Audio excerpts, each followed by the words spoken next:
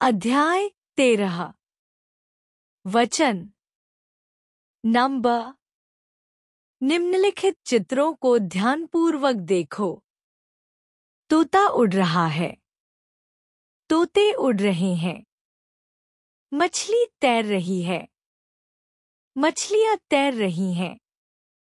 उपयुक्त वाक्यों में तोता, मछली शब्द संख्या में एक होने का बोध करा रहे हैं और तोते तथा मछलियां शब्द संख्या में एक से अधिक होने का बोध करा रहे हैं। संज्ञा या सर्वनाम के जिस रूप से उसके संख्या में एक अथवा अनेक होने का बोध होता है, उसे वचन कहा जाता है। जैसे एक वचन बहुवचन, पिंजड़ा पिंजड़े, गुड्डा गुड्डे। वचन के प्रकार। हिंदी भाषा में वचन दो प्रकार के होते हैं। वचन एक वचन, बहुवचन। एक वचन संज्ञा अथवा सर्वनाम के जिस रूप से संख्या में उसके एक होने का बोध होता है, उसे एक वचन कहा जाता है। जैसे घोड़ा, शेरनी, थैली, बंदूक आदि। बहुवचन संज्ञा अथवा सर्वनाम के जिस रूप से संख्या में उसके एक से अधिक होने का बोध होता है, उसे बहुवचन कहा जाता है। जैसे घोड़े, शेरनियां, थैलियां, बंदूकें आदि। वचन की पहचान दो प्रकार से होती है। पहला, संज्ञा सर्वनाम शब्दों के द्वारा। दूसरा, क्रिया के रूप द्वारा। पहला, वचन की पहचान वाक्य के संज्ञा अथवा सर्वनाम शब्दों से होती है। जैसे वह खाना खा रहा है। एक वचन, वे खाना खा रहे हैं। बहुवचन, गधा खड़ा है। एक वचन, गधे खड़े हैं। बहुवचन, घोड़ा दौड़ा। एक वचन, घोड़े दौड़े। बहुवचन। दूसरा, वचन की पहचान क्रियापदों से होती है। मोर नाचा। एक वचन, मोर नाचे। बहुवचन, बालक हंस रहा था। एक वचन, बालक हंस रहे थे। बहुवचन, हिरण दौड़ा।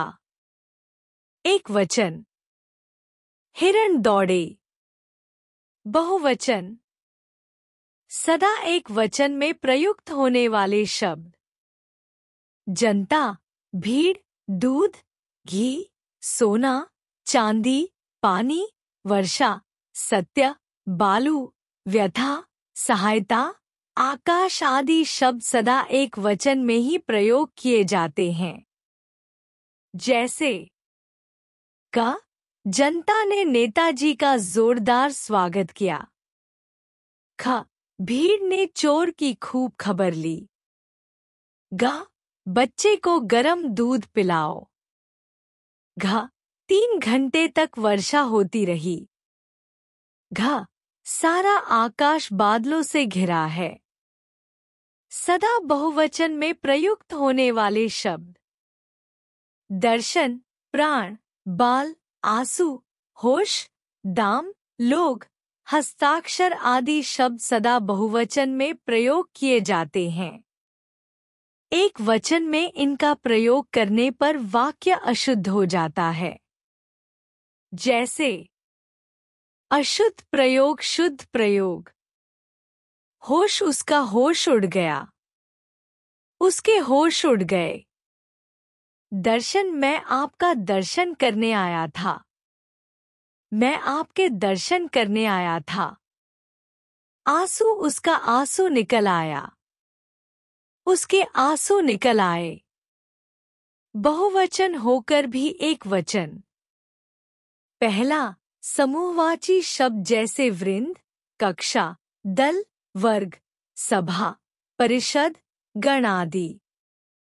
क, छात्रगण का आंदोलन है। ख, कक्षा चल रही है। ग, सभा हो रही है। दूसरा, कुछ जातिवाचक संज्ञा। क, नागपुरी संतरा प्रसिद्ध है। ख, सोने की खान है। ग, मेरे पास लाख रुपया है।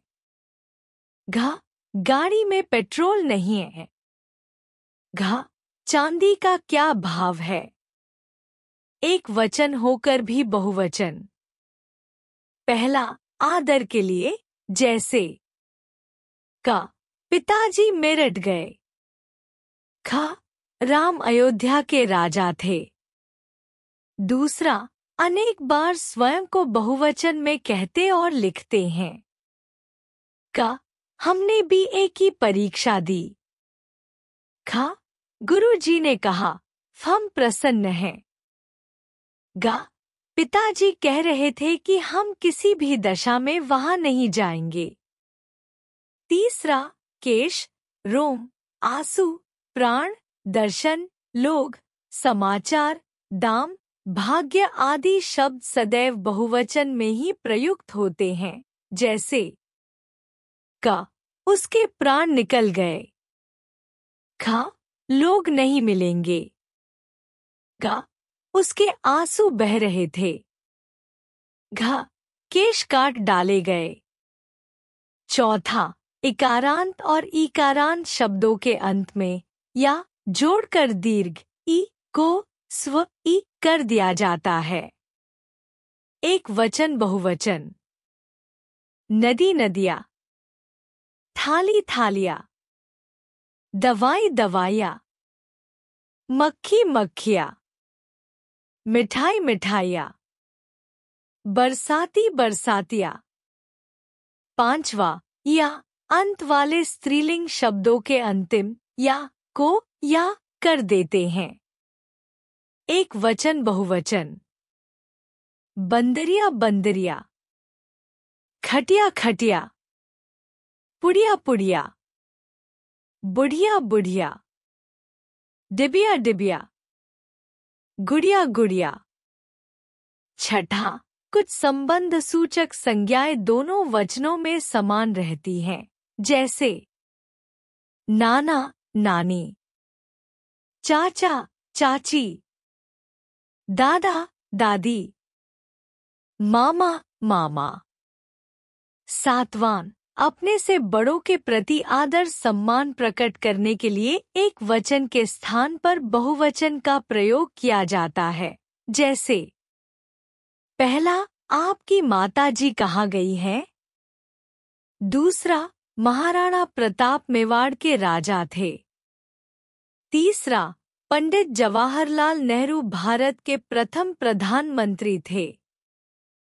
चौथा, मेरा बड़ा भाई फौज में है। पांचवा, हमारी प्रधानाचार्य जी बहुत बुद्धिमान हैं। हमने जाना।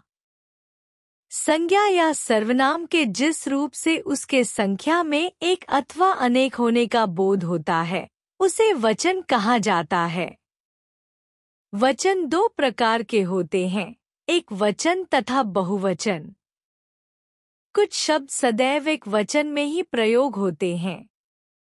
इनके बहुवचन रूप नहीं होते हैं, जैसे जनता, भीड़, दूध, घी, सोना, लोग।